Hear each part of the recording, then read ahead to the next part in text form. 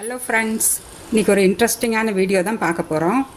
பாருங்கள், இதெல்லாம் எதுக்கு எடுத்து வச்சுருக்கேன்னா, நம்ம இந்த Navratri time, festival time, puja டைம்லையெல்லாம் இந்த மாதிரி ஒரு பொடியை செஞ்சு வச்சுக்கிட்டோம்னா, நம்ம சுண்டல் இது சுவாமிக்கு நைவேத்தியமாக சுண்டல் செய்கிறப்ப இந்த பொடியை போட்டு நம்ம சுண்டலை ஒரே ஒரு பெரட்டி எடுத்து வச்சிட்டோம்னா அவ்வளோ டேஸ்ட்டாக இருக்கும்.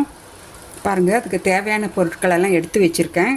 ஒரு சின்ன கப்பால் கடலைப்பருப்பு நீங்கள் எந்த கப்பில் வேணாலும் எடுத்துக்குங்க. அளவு இது தான். ஒரு டம்ளர்னால் டம்ளரில் அதே டம்ளரில் அளவுக்கு ஒரு கப்பு அளவு. நான் கப்பில் எடுக்கிறதுனால கப் அளவு சொல்கிறேன். கடலைப்பருப்பு ஒரு கப்பு, தனியா ஒரு கப்பு, உளுத்தம்பருப்பு ஒரு டேபிள் ஸ்பூன்.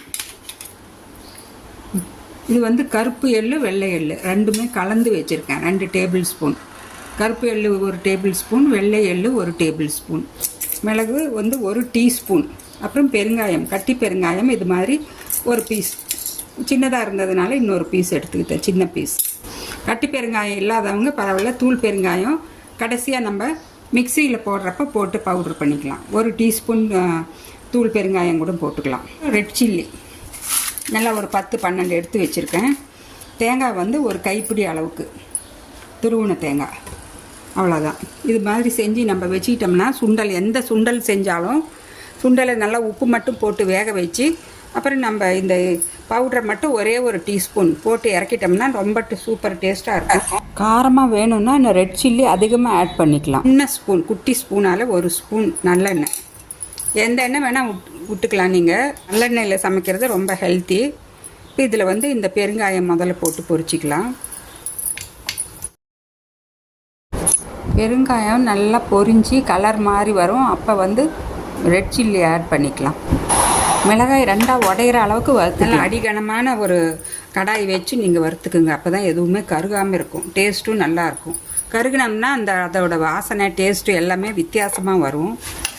எந்த சுண்டல் வேணாலும் நீங்கள் இந்த பவுட்ரு போட்டு செஞ்சுக்கிக்கலாங்க. அவ்வளோ டேஸ்ட்டாக இருக்கும், சூப்பராக இருக்கும். சுண்டலே பிடிக்காதுன்னு சொல்கிற குழந்தைங்க கூட விரும்பி சாப்பிடுவாங்க. வெறும் உப்பு மட்டும் நாங்கள் போட்டு சுண்டல் உப்பு மஞ்சத்தூள் போட்டு வேக வச்சு இந்த தாளித்து முடித்து கடைசியாக இறக்குறப்ப ஒரு டீஸ்பூன் அளவுக்கு, சுண்டலோட அளவுக்கு தகுந்த மாதிரி போட்டுக்கலாம். நிறையா இருந்தால் 2 டீஸ்பூன் 3 டீஸ்பூன் அது மாதிரி ஆட் பண்ணிக்கணும்.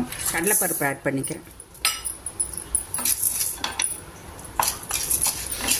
லோ ஃப்ளேம்லேயே வச்சு வறுத்துக்கலாம்.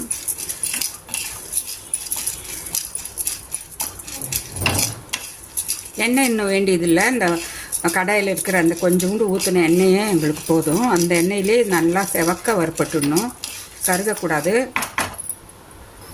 பாருங்கள், இப்போ கடலைப்பருப்பு கொஞ்சம் கலர் மாறிடுச்சு, 3/4 பதம் நல்லா வறுப்பட்டுடுச்சு. இதுலேயே இந்த தனியாவை போட்டுக்கலாம். தனியாவும் நல்லா வாசனை வர்ற அளவுக்கு நல்லா வறுப்பட்டுடணும். லோ ஃப்ளேம்லேயே வச்சு செஞ்சுக்கலாம். இப்போ இந்த தனியா வறுப்பட்டுடுச்சு. இந்த உளுத்தம்பருப்பு ஒரு டேபிள் ஸ்பூன் அதையும் போட்டுக்கலாம்.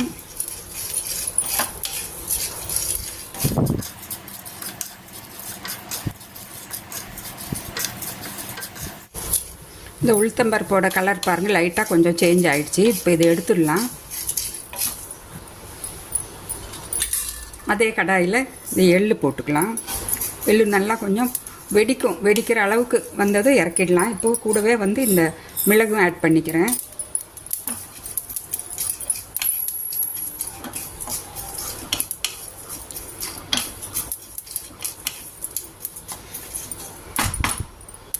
கூடவே கொஞ்சமாக கல்லுப்பு, ஒரு 1/4 டீஸ்பூன் அளவுக்கு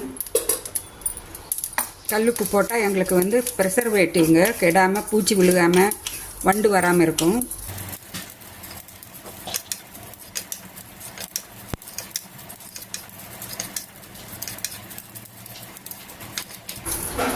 இந்த எள்ளு பாருங்கள் நல்லா வெடிக்க ஆரம்பிச்சிடுச்சு, பட்டு பட்டுன்னு.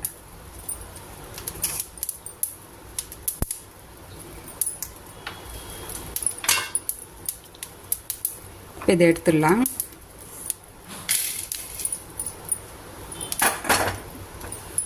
இதுலேயே இந்த கடாயிலேயே இந்த தேங்காயும் போட்டு வறுத்துக்கலாம்.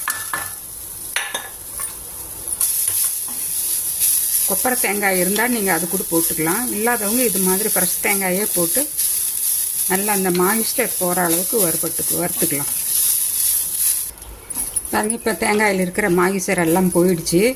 இந்த கடாய் சூட்லேயே அப்படியே இருக்கட்டும். ஸ்டவ் ஆஃப் பண்ணி கடாய் சூட்லேயே அப்படியே விட்டுடுறேன். நல்லா ஆறுன அப்புறம் மிக்சியில் போட்டு ஃபைன் பவுடர் அரைக்க வேண்டியதில்லை, கொஞ்சம் குறைன்னு அரைச்சி எடுத்துக்கலாம்.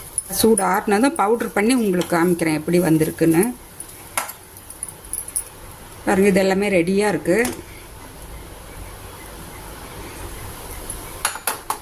தேங்காய் சூடு ஆறுனதும் நான் பவுட்ரு பண்ணி காமிக்கிறேன். ஃப்ரெண்ட்ஸ் பாருங்கள், மிக்சியில் போட்டு தேங்காயும் நல்லா சூடு ஆறுன அப்புறம் போட்டு இது மாதிரி அரைச்சி எடுத்துக்கிட்டேன். இது மாதிரி அரைச்சி எடுத்து நம்ம ஃப்ரிட்ஜில் ஸ்டோர் பண்ணி வச்சுக்கலாம்.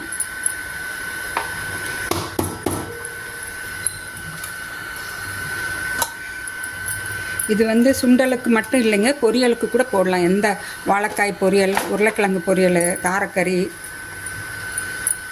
அது மாதிரி செய்கிறப்ப நம்ம ஃபைனலாக நம்ம காய் இறக்குறப்ப 1 ஸ்பூன் அல்லது 2 ஸ்பூன் தேவையான அளவு போட்டு நம்ம உடனே ஸ்டவ் ஆஃப் பண்ணிட்டிங்கன்னா அவ்வளோ சூப்பராக இருக்கும். இந்த சுண்டல் பொடி வெண்டைக்காய் கறிக்கும் போடலாம். எல்லா பொரியலுக்குமே நீங்கள் இது போட்டு அப்புறம் தேங்காய் துருவல் கொஞ்சம் வேணும்னா உங்களுக்கு தேவைன்னா கொஞ்சம் தேங்காய் துருவலும் போட்டு இறக்கிடுங்க. அப்புறம் அவ்வளோ சூப்பர் டேஸ்ட்டாக இருக்கும். நல்லா ஆறுனப்புறம் நம்ம ஒரு கிளாஸ் கண்ணாடி பாட்டிலில் போட்டு ஃப்ரிட்ஜில் ஸ்டோர் பண்ணி வச்சுக்கணும். கொப்பரை தேங்காய் போட்டிங்கன்னா நீங்கள் வெளியிலேயே கூட வச்சுக்கலாம்.